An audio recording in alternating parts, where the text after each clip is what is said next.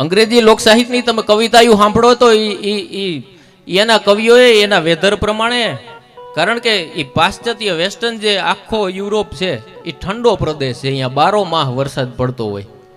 એના કવિઓએ વરસાદને વિનંતી કરી કે રેન રેન ગો અવે, વરસાદ તું પાછો જા. ખાલી લોક સાહિત્ય નહીં, ઉત્તર દક્ષિણ પૂર્વ ને પશ્ચિમ બધાયનું સમાગમ કરી, એ બધાયનો સંગમ કરી અને હિન્દુસ્તાન વિશેષ શા માટે છે એનું પ્રમાણ હું તમને આપું. એના કવિઓએ વરસાદને વિનંતી કરી કે રેન રેન ગો અવે, વરસાદ તું પાછો જા તો અમે રમી શકીએ. આપણે તો ખેડૂત તરીકે આપણે વરસાદની રાહ જોઈ, કારણ કે વણ હગે વણ હાગવે વણ નાતરીએ ને.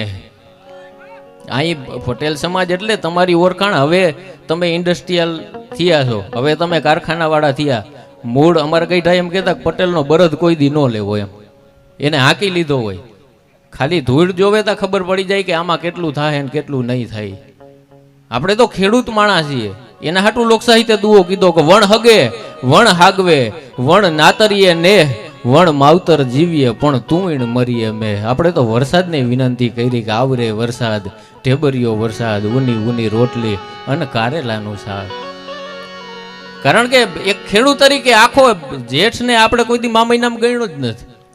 જેઠ આખો વયો જાય અટાણે તો આપણને એનો ખંડમાં ખટકો ન હોય, પણ લોક સાહિત્ય એમ કીધું કે જેઠ કોરો જાય એનો ખંડમાં ખટકો નહીં, પણ ઓલા આહાડનો એક દી અમને વહમો લાગે વેરડા. આહાડ મહિનાનો એક દી જાય અને બીજ આવે ને તો એ માણા ખેડૂત છે એ નેજવા માંડીને જોતો હોય કે મારા બાપ તું આવ તો મારી દીકરીનું કરિયાવર મારે વાવવું. વરસાદનું અસ્તિત્વ હું, વરસાદની ત્રેવડ હું. એક ખેડૂત તરીકે ખાલી અટાણને શેરના ને બહારના માણસો તો ખાલી વાતાવરણ એમ કહે કે રોમેન્ટિક થઈ ગયું એમ. આપણને તઈ સવાલ થાય કે what you know about romance. રોમાન્સની વ્યાખ્યા હું, ખાલી માત્ર ને માત્ર દેહો નહીં, અંદરથી માણસને ઉન્માદ આવે. આમ આમ આભા મંડળમાં વાદળિયું હકડાવા માંડે ને તો જેના ગજવામાં કાંઈ ન હોય ને દુકાને ઊભો કોકને કહેતો હોય કાને એક સિંગ દઈ દે મારા ખાતામાં લખી લઈ જાય. એના ખિસ્સા ભલે ખાલી હોય. મુદ્દો એ છે આપણે ગઈકાલને ભૂલી ગયા. તમે છેલ્લે, હું તમને નથી પૂછતો, તમે તમારી જાતને પૂછજો છેલ્લે આશ્ચર્ય કેદી થયું હતું તમે. આપણે ઈ પેઢી છે કે જેને કોરોના જોયો, આપણે ઈ પેઢી છે જેને નોટબંધી જોઈ, આપણે ઈ પેઢી છે જેને રામ મંદિર બનતા જોયું, આપણે ઈ પેઢી છે જેને ભારત અને પાકિસ્તાનનું યુદ્ધ જોયું, તોય આપણને આશ્ચર્ય નથી થતું. વચમાં સરકારે બ્લેકઆઉટ કર્યું હતું તો અમુક પ્રજા ઈ જોવા ગઈ અંધારું કેવું લાગે. હવે આને કામ ઠપકો કલ્યાણમલ. હા, અમુક મોબાઈલ લઈને નીકળી પડ્યા કે અંધારાના ફોટા, નકર અંધારાની ફિતરત જ છે કે અંધારામાં કાંઈ ન દેખાય. માણસ કે અમારે ઈ જોવું છે કે અંધારું કેવું દેખાય. આપણે તો શાંતિ ગોતીને પછી નિયા પહોંચીને નિયા તોફાન કરીએ, શાંતિનો ખોળામાં બેહી. પણ હિન્દુસ્તાન એ લગાવનો દેશ છે. અહીંયા આ પરિવાર ભેગો બેઠો, આ ચિત્રથી વિશેષ ખૂબસૂરત ચિત્ર હું નથી માનતો કે બીજું એ કઈ હોઈ શકે. અહીં કાકા કુટુંબ, ભાઈ ભાણેજ બધા ભેગા બેહી અને એક ઠેકાણે આનંદ કરીએ. આટલા હગા પાસે બેઠા હોય ને તોય માણસને એમને વાઇબ આવે. તમારે ગમે એવી ઉપાધિ હોય તો તમે એકબીજાને જોઈને જીવી જાવ એમ. સંયુક્ત કુટુંબો એ હતા. અને હવે માજીને ભાભો તો કોઈને પોહાતા નથી. ભાભો બિચારો ગામડેથી, હા સાચું ને બાપા, આઈ નો એવરીથિંગ. ભાભો કોઈને પોહાતો જ નથી, કારણ કે હવે કેવું થઈ ગયું કે એઆઈ ને ઓલું ઘીબલી ને એ બધું વાર્તા કરતા શીખી ગયા એમ. ઊંઘ ક્યાંથી આવે બાળકને બિછાને હવે. આ બહુ મજાનો આ શેર છે ગુજરાતીનો. ઊંઘ ક્યાંથી આવે બાળકને બિછાને હવે. વાર્તા એ કઈ આવડતી નથી બાને હવે. બા આગળ વાર્તાયું ખૂટી ગઈ. અને હજી તો આ છેલ્લી પેઢી જીવે છે ત્યાં સુધી મામા મોહાર ને બાકી. હવે વિચાર કરો કે અટાણે 5-5 7-7 વર્ષના જે છોકરા છે એ મોટા 30-35 વર્ષના થાય ત્યાં એ ચિત્ર કેવું થાય ગુજરાતમાં, તમે વિચાર કરો છો. એને બાપને ઓળખવાથી ઇનકાર કરવા માંડ્યા ને. પાશ્ચાત્ય સંસ્કૃતિનું બીજું શું છે, વેસ્ટર્નનું આંધળું અનુકરણ આપણે કર્યું. અને હું તમે સગવડિયા થતા ગયા. કારણ કે આ ડાયરામાં અહીંયા બેહવું એટલે શું, શરૂઆતમાં અમે અહીંયા આવીએ એટલે અહીંયા અમે મેળ કરી એમ કે 3 કાળીનો મેળ થાય એટલે ગાતા હોય, અને આડાવરા થાય એટલે એ પાછા ધા આપે ને એટલે પાછા ગમે અહીંયા હોય ને અહીંયાથી સૂરમાં આવી જાય એમ. અહીંયા હું અહીંયા 3 કાળીથી સેટ કરું એટલે અહીંયા એ જ વાગે ને એ જ ઉતાર ચડાવથી આરોહ અવરોહથી બોલવાનું, જેથી કરીને બસુરું ન લાગે ને તમને સાંભળવામાં કર્ણપ્રિય લાગે. એમ મેળ એટલે કરી એમાં લોક સાહિત્યક, લોક ડાયરા, લોકગીતોનું મહત્વ શું છે? તમે તમારા જીવનમાં તમારા ભાઈનું ભાડી અને રાજી ન થતા હોય, તમારા ભાણેજનું ભાડીને રાજી ન થતા હોય, તમને સારા ખરાબ વિચાર આવતા હોય, તો અહીંથી એકાદ વાત, એકાદ શબ્દ એવો નીકળે કે તમે પાછા તમારા સામાં આવી જાઓ. ડાયરાઓની જરૂર એટલે છે. ઘણા લોકો એમ કહે કે આટલા બધા લોકો ભેગા થઈ આ ટોટલી વેસ્ટ ઓફ ટાઈમ છે. ઘણા ડાયા માણસો તો એમાં કહે છે.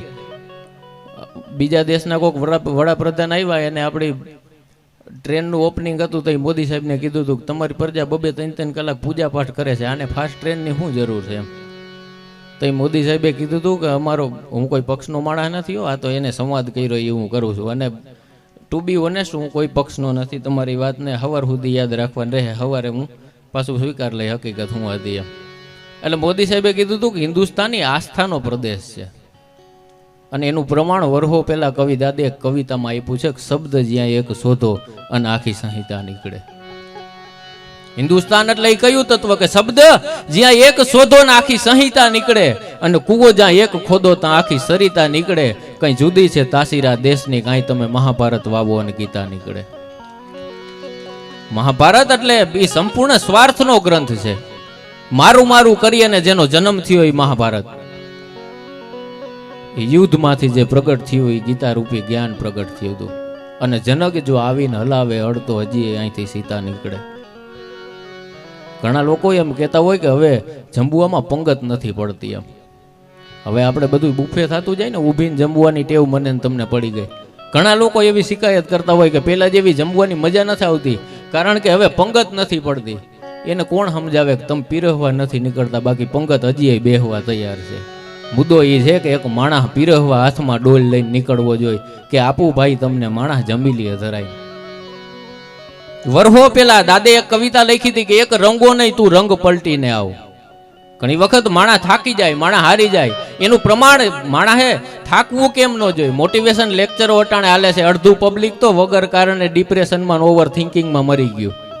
આપણા ગઈઢાઓને પૂછજો ડિપ્રેશન શું હતું, એને ખાલી એક જ વસ્તુની ખબર હતી, જીવ મૂંઝાય છે. એમ એ 4-5 દી રીએ હગાવાલાની આટો મારી આવે એટલે એમાં નીકળી જાય ને આપણે મારું ગૂગલ કર્યા રાખી કે 2-3 દીથી આ કન્ટિન્યુ મજા નથી આવતી એટલે શું કરવું. એમ એટલે ગૂગલ તમને યુટ્યુબમાં મોકલી દે. યુટ્યુબમાં તમને થોડું વિચારવાયું તો હરેક માણસને હોય. આપણે બધા માનસિક માંદા તો થઈ જ, કોઈ સ્વીકારે કે ન સ્વીકારે, થોડા ઘણા અંશે બધાય છે. એમ અમુક હિંમતવાળા છે. એમ કરતાં કરતાં એ તમારી જર્ની છે એ યુટ્યુબમાં પહોંચે એટલે અહીંયા એકાદા જ્ઞાની બાબા કોક આવે 5 દી તમે મેડિટેશન કરો ને એટલે સવારમાં ઉઠીને આપણે એ ચાલુ કરી. હવે આખી ઇન્ટરનેટની જે સિસ્ટમ છે, આ નોલેજ જનરલ નોલેજની વાત છે, ખિસ્સામાં નાખીને લેતા જઈજો, આનો કોઈ ચાર્જ નથી. આખી સિસ્ટમ જે છે એ અલ્ગોરિધમ પ્રમાણે હાલે છે. તમે ઇવન હાથમાં સ્માર્ટ વોચ પહેરી હોય તો એ તમારા જે કીવર્ડ તમે બોલતા હોય એ એમાં આવતા હોય, એટલે કન્ટિન્યુ તમે તમારું સેડનેસ કે તમારું દુઃખ, તમારી પીડા દર્દ ને આની વાતો કર્યા રાખો. એ અલ્ગોરિધમ એને લઈ લે. તમે આખા મોબાઈલની ગમે એ એપ્લિકેશન ખોલો, તમને દુઃખ સિવાય બીજી કોઈ વાત દેખાડશે નહીં. અડધા માનસિક તમે હતા, પોણા ભાગના એને કરી નાખ્યા. હવે તમારે આગળ રૂપિયો છે, તમે જાઓ ઓલા મગજના ડોક્ટર આગળ, થોડું ઘણું જે બાકી રહ્યું તો એ ડોક્ટર સાહેબ સંભાળ લે. અને આવું 5 વર્ષ પછી ઘરે ઘરે એકુકો ગાંડો હોય છે. મોબાઈલ શરૂઆતમાં આવ્યા ને તો માજીઓએ બહુ વિરોધ કર્યો હતો કે અમારી વહુ કોઈ સામે બોલતી નથી, આખો દી મોબાઈલ લઈને બેઠ્યું હોય. મોબાઈલ નવા આવ્યા ત્યાં થોડોક ટાઈમ થયો એટલે વહુએ બુદ્ધિ વાપરીને માજીને હાથમાં મોબાઈલ દઈ દીધો, આખા હગાવાલાના નંબર સેવ કરી દીધા. હવે માજીએ આખો દી સ્ટેટસ જોવે છે ને આખા ગામની પંચાયત કરે છે.